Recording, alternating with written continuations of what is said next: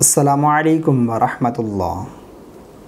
मोहम्मद वसीम ये सवाल करते हैं, अगर दुआए क़ुनूत याद ना हो तो वितर नमाज में कौन सी दुआ पढ़ें? क्या बग़ैर दुआ पढ़े नमाज नहीं होगी? इस बारे में रहनुमाई फ़रमाएँ। भाई ने एक बहुत अच्छा सवाल पूछा है। इनका जो दूसरा सवाल है कि वितर नमाज में अगर दुआ ना पढ़ें तो नमाज होगी या नहीं, इस बारे में क्या हुक्म है? तो जवाब इसका ये है कि वितर की तीसरी रकात में सूरह फातिहा और सूरत मिलाने के बाद तकबीर क़ुनूत कहना और कोई दुआ पढ़ना ये वाजिब है।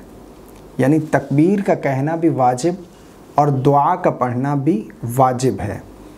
इसमें हाथ उठाना कानों तक ये सुन्नत है, लेकिन तकबीर का कहना, अल्लाहु अकबर कहना, जिसे तकबीर क़ुनूत कहते हैं, इसका कहना ये वाजिब है और इसके साथ दुआ पढ़ना ये भी वाजिब है। अब अगर कोई शख्स जानबूझकर किसी वाजिब को तर्क कर दे तो उसकी नमाज नहीं होगी।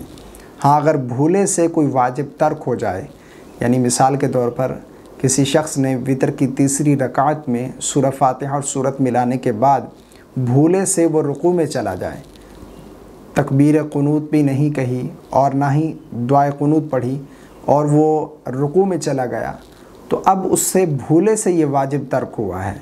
तो अगर भूले से कोई वाजिब तर्क हो जाए तो सजदा साहव कर लेने से नमाज दुरुस्त हो जाएगी।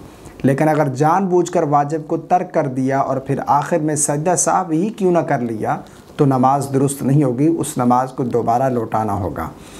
अब जो इनका पहला सवाल है कि अगर दुआए क़ुनूत याद ना हो तो वितर नमाज में कौन सी दुआ पढ़ें? देखें, दुआए क़ुनूत इसका पढ़ना अफजल है। इसे याद करें, कोशिश करें जितनी जल्दी हो सके दुआए क़ुनूत को याद कर लें। लेकिन जब तक आपको दुआए क़ुनूत याद ना हो तो वितर की तीसरी रकात में सूरह फातिहा और सूरत मिलाने के बाद तकबीर क़ुनूत कहने के बाद इस दुआ को आप पढ़ सकते हैं दुआए क़ुनूत की जगह। कौन सी दुआ है? स्क्रीन पर आपको वो दुआ नज़र आ रही होगी। रब्बना आतिना फिद दुनिया हसनतन व फिल आखिरति हसनतन वक़िना अज़ाबन्नार। आप इस दुआ को दुआए क़ुनूत की जगह पढ़ सकते हैं। और अगर किसी को ये दुआ भी याद ना हो कि ये भी बहुत बड़ी दुआ है, इसे याद करने में भी वक्त लगेगा मुझे, तो वो शख्स फिर तकबीर क़ुनूत कहने के बाद 3 मरतबा ये दुआ पढ़ ले, अल्लाहुम्मा ग़फ़िरली, अल्लाहुम्मा ग़फ़िरली, अल्लाहुम्मा ग़फ़िरली। तो ये 3 मरतबा कहने के बाद वो रुकू में चला जाए, इस तरह उसकी वितर की नमाज दुरुस्त हो जाएगी। उम्मीद करता हूँ मेरी बातें आपको समझ आ गई होंगी। अल्लाह ताला हम सब को समझ की तौफ़ीक़ अता फ़रमाए। आमीन।